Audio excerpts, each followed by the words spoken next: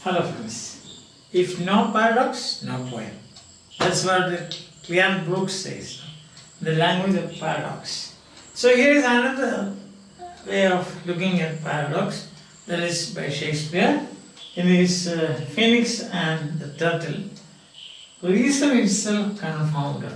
What is confounded? Confused. Means they gone to kingdom come. You are confused now.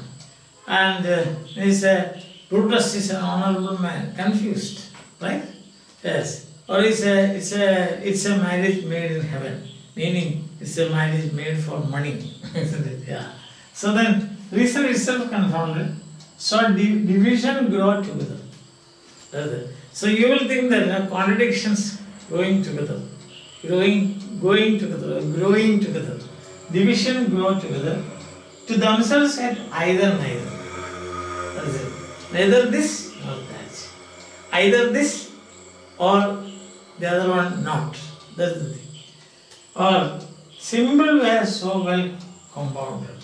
So in paradox what happens is simple things appears before us in a compounded way. That's the thing. As you can see, canonization. That's a simple thing. It's a Catholic ritual, so to say, to a person who practices heroic virtues while living, an award given to him by human beings on earth. God has already given him award, but on human beings on earth. So that is symbol were so well compounded, and then says that canonization, his canonization or their canonization is for love. So confused and compounded. To this urn let those repair, means to this urn, means where these lovers are buried. To this urn, those repair go, that are either true or fair, for these dead birds sigh a prayer. So if you are either true or you are fair, you go to this urn and pray for them. Sigh a prayer. That is sigh means. So sigh a prayer for them. So what does that mean again? Contradictory things. See, or apparently contradictory things. Either, neither, division, confounded, division growing together, then finally what happens? That is, they are in a well-wrought urn. They live there. So people who are interested in leading a fair life, a true life, they can go and get their blessings and pray to them. That is what he says. Okay. So now we can take one by one. As I already, all the things, points I have already told you yesterday. Now one by one, if you take, let's say canonization. The title itself is a parody. Canonization, the canonization. Dunn's poem, the canonization. The title itself is a parody, and it is a paradox. In Catholic ritual, it's a very tedious process. Yeah, first of all, some people have to prove that they practice the heroic virtues, and then the process is first servant of God, secondly venerable, third is blessed, and fourth is sainthood. Such a process is a dance in we have canonized saints for love. So the only common thing or similarity that we find is the saints reject the world for practicing heroic virtues. But what about these people? They reject the world for falling in love and making love. And then they say that a strange argument, confounded. They call themselves flies. They call themselves the predators. For example, the eagle and the dove. The lover is the predator. They call themselves tapers. And the word die is used 3 times. Die. So die has a meaning here, that is not death. See, in Catholic canonization, a person has to die. While living, he cannot be. See, he has to go to heaven. We don't know whether he goes to what place is that, but such a thing you can say. But here, no death, no need of death. Death is not important. Death is a different death. What is this? That like a phoenix bird, they come up after the sexual union. It is especially the meaning during Elizabethan time.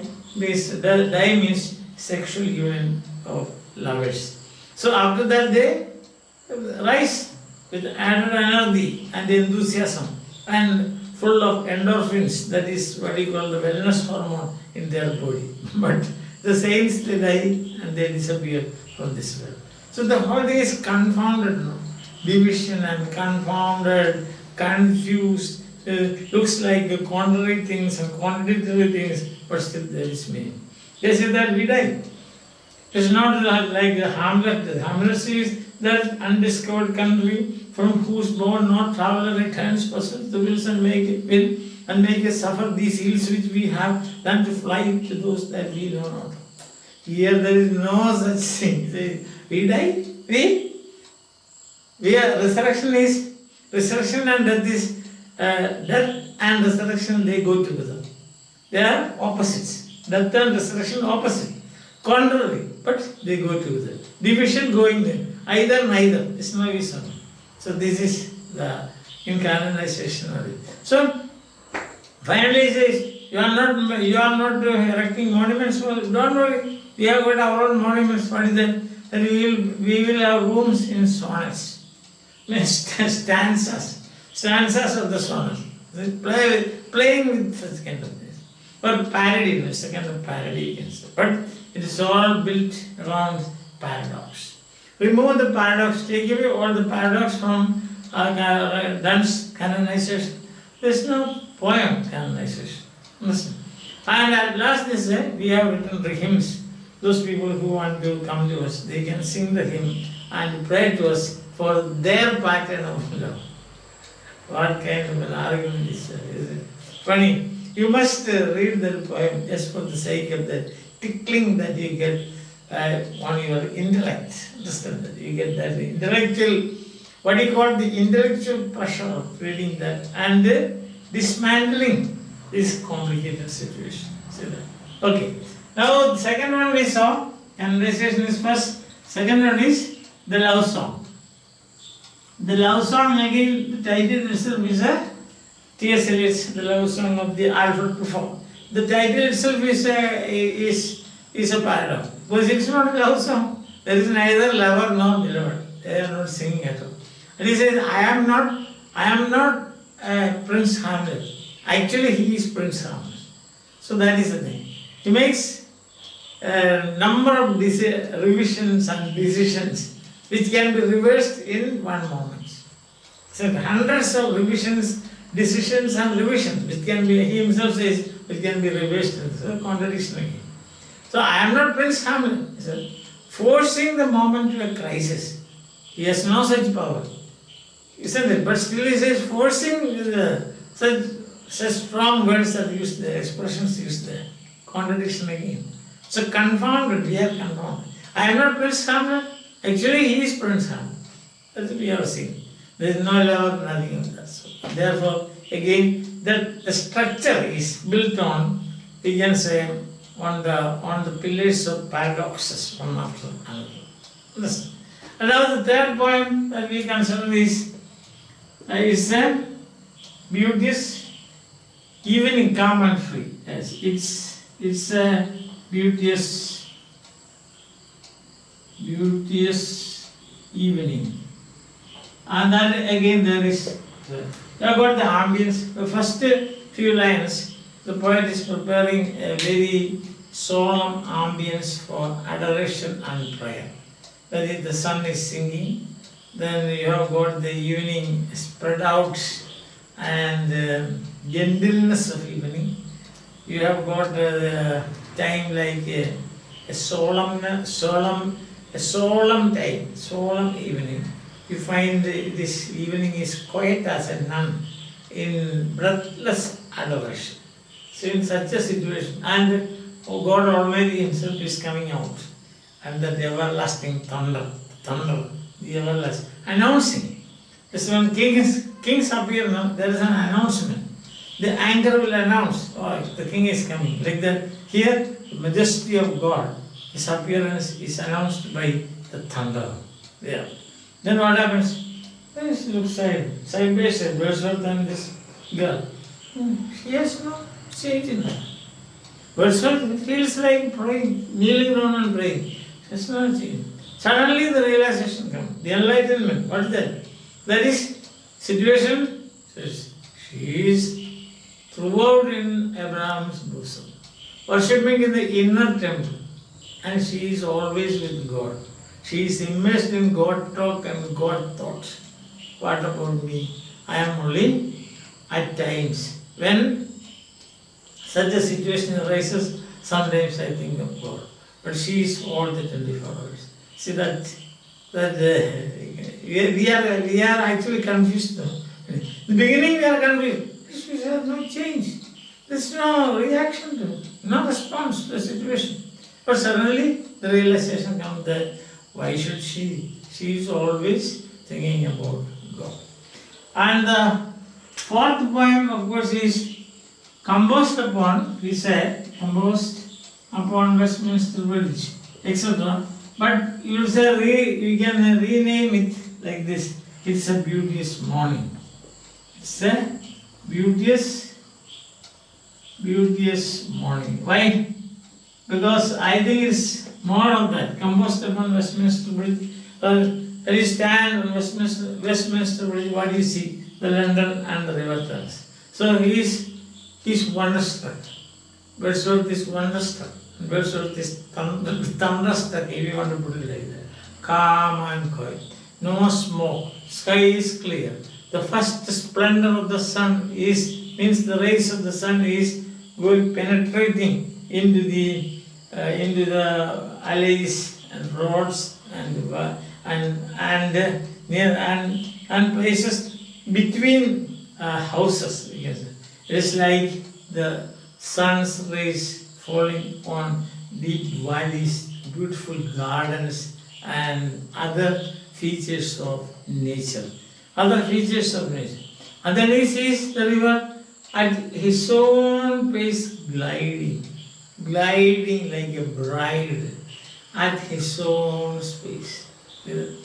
The sky is so clear. You can see the theatre, factories and things like that, but they are all closed. And the morning looks so beautiful. So it's a beauteous morning. See? So suddenly what comes to his mind is that although the houses are sleeping, although this is a city made by man, it looks just like a very beautiful scenery in nature. See that? A city, man-made city, looks like a very beautiful scene in nature. Natural scene. So that is again is the contrast. What we are confounded when we say it. A poet, high priest of nature, that is, we speak always about Wordsworth as the high priest of nature, and then he's writing about, so the world is too much with us, getting and spending. He speaks against his displeasure, expressing his displeasure against city life. But here he is writing a poem about city and not city life, about city. See, that is, you find some contrastive element in that, no? So, yeah, there we are. Then the last is, we have seen the fifth poem, that Brooks himself, he tells us to go through this, no? That is the elegy. The elegy written in a country churchyard. That is his irony. It's full of irony. And what is an irony? Paradox, of course, paradox involves irony. So irony, ambiguity, and then irony, ambiguity, metonymy. See, houses asleep. That is metonymy, isn't it? So metaphor, paradox involves such kind of figures to speak. And irony, as you can see, irony has what happens in irony? Something is stated and something is left unstated. That is the first step. Then secondly, what is stated and what is unstated, they are semantically, they are in semantic contrast. Means meaning, there is a contrast in the meaning. what is stated and what is not stated, unstated. Rootless is an honorable man. And then third point is, in irony, the total meaning is, you have to put together what is stated and what is unstated. What is intended and what is spoken. When you put total meaning, when you put these things together, you get the total meaning. Total meaning you get. Understand? So this is irony. When he said, when Thomas Aquinas says, can story learn an animated bust, back to its mansion called the fleeting breath. Can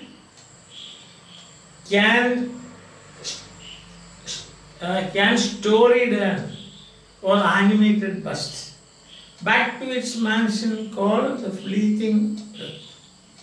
Can owner's voice, can provoke them, or flatterer's voice soothe their ears. Nothing can be done. It's gone forever. So that is iron paradox again. So these 5 points you can see. Canonization is full of that. And all these 5 poems, you can see, they are built on paradoxes. Paradoxes, irony, ambiguity, and other figures of speech. So this is what he says, no paradox, no poem. I think it is clear to you, isn't it? Then you have got what you call, there is a criticism, of course, for everything. There will be an opinion, a difference of opinion. R.S. Crane, you might have seen, heard about R.S. Crane. R.S. Crane has a word of caution. He says that he, in a way, he criticizes Cleanth for his critical monism. Monism. Monism means just one way of looking at things. See, in these 5 poems, if you see, it's not only paradox, many other things. Like emotions are there. Emotions are there. So figures of thought, figures of speech, things like that. So, and another point is that critical monism is just one thing. He is looking at only one thing, that is whether there is a paradox or not. If there is a paradox, then that is poetic line. If no paradox, it's not poetic line. That's what he thinks. But that cannot be accepted, isn't it? We also cannot accept that. Oh, that's such a great professor and very critical as Cleanth. When somebody points out the fact, you have to agree with it, isn't it? And secondly, says about poetry utile et dulce. So this is Horace. According to Horace, that is when you remember now when we are discussing Horace. According to Horace, the function of poetry is dulce and utile. Means it should be didactic, useful, as well as it should give pleasure. And Wordsworth himself, you remember, in the preface to lyrical ballads, he says, to give pleasure is a duty of the poet. To give pleasure is a duty of the poet. So, Cleanth doesn't bother about pleasure or any didactic aspect as instruction for any didactic aspect of poems. Poems, poetry and art as such. Therefore, on this account also, he is criticized. And third, he says, that's a very interesting thing, science also you have paradox. Science also there is paradox, he says. And gives example, what Newton said also, but in science there is a formula, not a formula, but a fact. What is that? Energy can neither be destroyed nor created. Energy can neither be created nor destroyed. So it's a paradox. So scientific language also uses paradox. So you can, if you want to, give a note at the end of your essay saying that there is a point of criticism raised by on a screen, that is monism, critical monism. Looking at only one point, one-sided view we can see, only from one angle, and denies the function of poetry as utile et dulce, and also in science also uses language of paradox.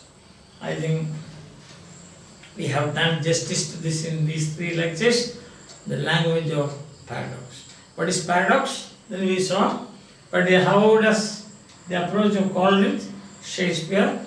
Then what is the impact of this attitude of Cleanth? Autotelic, poetic language. Poetry, poem is an autotelic. Work of art is autotelic. That means its meaning is self-generated. Its meaning. Honest criticism and sensitive appreciation should be directed not on the poet but on the poetry. It is again underlined. So that is underlined by Cleanth Group in 1947 in this famous book, The Well-Wrought Urn. Okay? I hope you enjoyed my class, and if you have enjoyed it and if you get benefit out of this, you should share this with your friends and ask them to subscribe. Bye.